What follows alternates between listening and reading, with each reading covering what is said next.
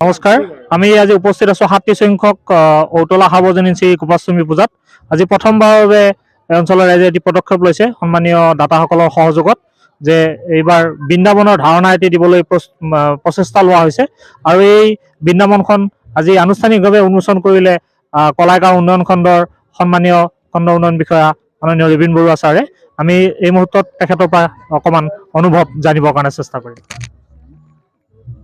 হয়, মানে বেঙাপুৰাৰ এই গৰখীয়া মন্দিৰত আজি প্ৰতীকী অৰ্থত আমাৰ বৃন্দাবন এখন আমি উন্মোচন কৰাৰ সৌভাগ্য ঘটিছিলে। তাৰ কাৰণে মই আহিছোঁ। আৰু এই মানে আমাৰ বেঙাপুৰাৰ সমূহ ৰাইজৰ সহযোগিতাত এই আধ্যাত্মিক এটা সুন্দৰ অনুষ্ঠান ইয়াত গঢ় লৈ উঠিছে।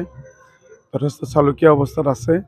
এই বছৰ নতুনকৈ তেখেতলোকে এইটো প্ৰতীকী অৰ্থত বৃন্দাবন এখন তৈয়াৰ কৰিছে। আৰু ভৱিষ্যত দিনত আমি আশা ৰাখিছোঁ যাতে এই অনুষ্ঠানটো এটা পূৰ্ণাংগ ৰূপ লয়।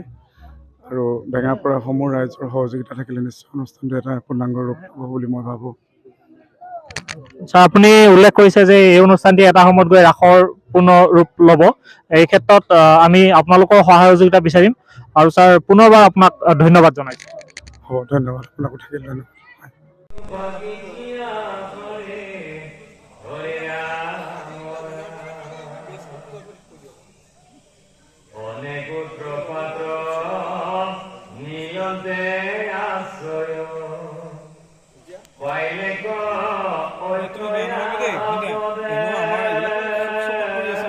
গপাষ্টমী পূজা আমাৰ হৈছে এইবাৰ 2দিনীয়া কাৰ্যসূচী লোৱা হৈছে। আৰু এই 2দিনীয়া কাৰ্যসূচীত আমি এটি নতুনকৈ সংযোজনা কৰিছোঁ। বৃন্দাবন আমাৰ 3গৰাকী অভিযন্তা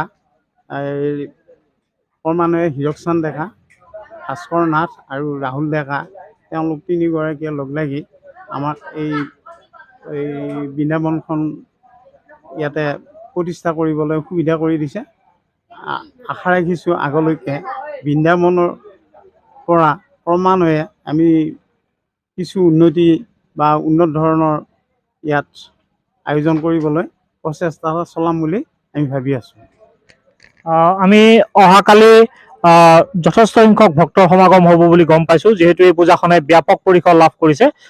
আয়োজন সমিতিৰ প্ৰস্তুতি সম্পৰ্কে অকণমান জনাবৰ কাৰণে আহ্বান জনাইছোঁ। আমাৰ এই দুদিনীয়া কাৰ্যসূচী প্ৰথম দিনা আজি আমাৰ দিহানাম প্ৰতিযোগিতা আছিল, আৰু ইয়াত প্ৰায় আমাৰ জিলাখনৰ বিভিন্ন ঠাইৰ পৰা এই উৎকৃষ্ট দলবিলাকে ইয়াতে অংশগ্ৰহণ কৰিছে তেখেতসকলে। আৰু অহাকালিলৈ আমাৰ ইয়াত এই বিশেষকৈ ভক্তপ্ৰাণ ৰাইজ আহি ৰাতিপুৱাৰ পৰা লানি নিচিঙে এটা সোঁত বব, আৰু বিশেষকৈ 12টামান বজাৰ পৰা আমাৰ নাম ইয়াত প্ৰদৰ্শন হ'ব। আৰু এই নাম প্ৰদৰ্শনৰ লগত আমাৰ কেইবাগৰাকী বিশিষ্ট ৰাজনীতিবিদক আমি আমন্ত্ৰণ জনাইছোঁ, আৰু তেখেতসকলেও ইয়াত আহিম বুলি এটা প্ৰতিশ্ৰুতি পাইছোঁ। আৰু সেইলৈ আমি বিশেষভাৱে ইয়াত যিখিনি আমাৰ প্ৰয়োজনীয় কাম কাজ আৰু প্ৰশাসনীয় দিশৰ পৰা যিটো অনুমতি ল'ব লাগে আমি সেইটোও লৈছোঁ, আৰু ঠিক তেনেকৈ আমি আয়োজনো কৰি আছোঁ। ধন্যবাদ জনাইছোঁ।